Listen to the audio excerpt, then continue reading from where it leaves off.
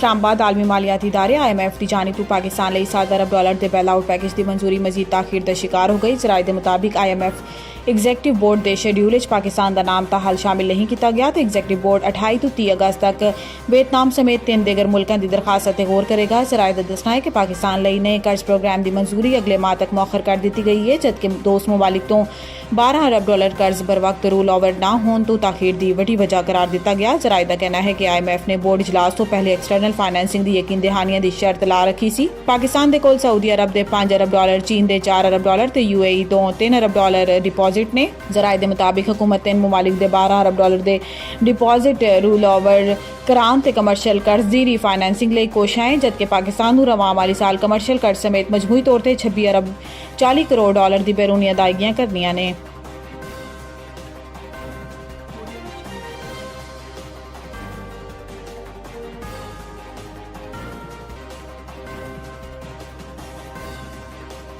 इस्लामाबाद वज़ीर आज़म शहबाज शरीफ ने किया है कि स्मगलिंग के नासूर दे मुल्क मुकम्मल खात्मे ਲਈ तमाम इदारे अपनी कोशिश तेज़ करन। वज़ीर आज़म शहबाज शरीफ की ज़ेर सदारत स्मगलिंग की रोकथाम ਲਈ जायज़ा इजलास होया, जिहदे मुतलका इदारों के हुकाम ने शिरकत की। इजलास स्मगलिंग की रोकथाम ते हुण तक के नताइज की तफसीली ब्रीफिंग दी गई। वज़ीर आज़म ने हदायत की है कि स्मगलर्स इन्हां दे सहूलतकारां ते ट्रांसपोर्टर्स की स्मगलिंग इस्तेमाल होने वाली गड्डियां जब्त करके कार्रवाई की जाए। स्मगलिंग मुलविस अफराद को पाकिस्तान की मुईशत को नुकसान पहुंचाया नहीं देंगे। शहबाज शरीफ का कहना है कि स्मगलिंग की रोकथाम ਲਈ जदीद टैक्नोलॉजी का इस्तेमाल यकीनी बनाना है। खुश आइंद अमर है कि मुतलका इदारों की कार्रवाइयों के नतीजे स्मगलिंग कमी वाक़या हुई है। FBR वजारत दाखिला ते दीगर इदारे आपस में ताउन मजीद तेज़ करन।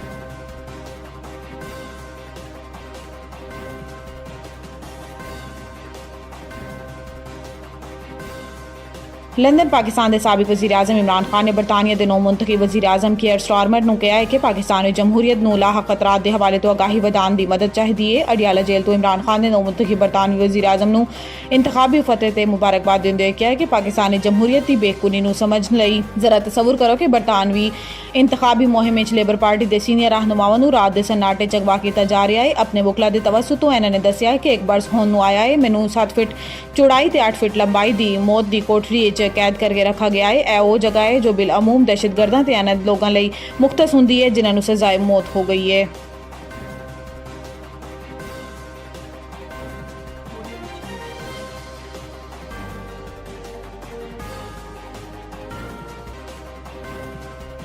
Chairman federal board of revenue Rashid Langrial ने अफसरान की तरफ तो मनपसंद तैनातियां कराने ਲਈ दबाव डालने वाले अफसरान को मुतबा कर दिता है कि ट्रांसफर पोस्टिंग्स ਲਈ गैर कानूनी तरीके इस्तेमाल बदतमीजी तस्वुर होएगा। इन्होंने किया है कि FBR से दबाव डलवाने वाले अफसरान को फौरी तौर पर मुअत्तल करके इन्हों के खिलाफ तादीबी कार्रवाई की जाएगी। चेयरमैन FBR ने किया है कि अफसरान का मनपसंद पोस्टिंग ਲਈ असर रसूख का इस्तेमाल तशवीशनाक है। तैनातियां ਲਈ असर रसूख का कल्चर इदारे की जड़ा खोखली कर रहा है। चेयरमैन FBR का कहना है कि मिड लैवल केयर अफसरान असर रसूख के जरिए मनपसंद पोस्टिंग से ख्वाह हैं। ऐसे अफसरान जूनियर ਲਈ इंतखाब का नाकिस मॉडल बना रहे हैं। इन्होंने किया है कि बैरूनी असर रसूख का इस्तेमाल मिसकंडक्ट के जुमरे च आंदा है। अगर किसी अफसर का सही मसला होए तो तैनाती के वक्त ऐसी परेशानी का ख्याल रखा जाएगा, ताहम अफसर को अपनी परेशानी का तहरीरी जवाब देना होगा।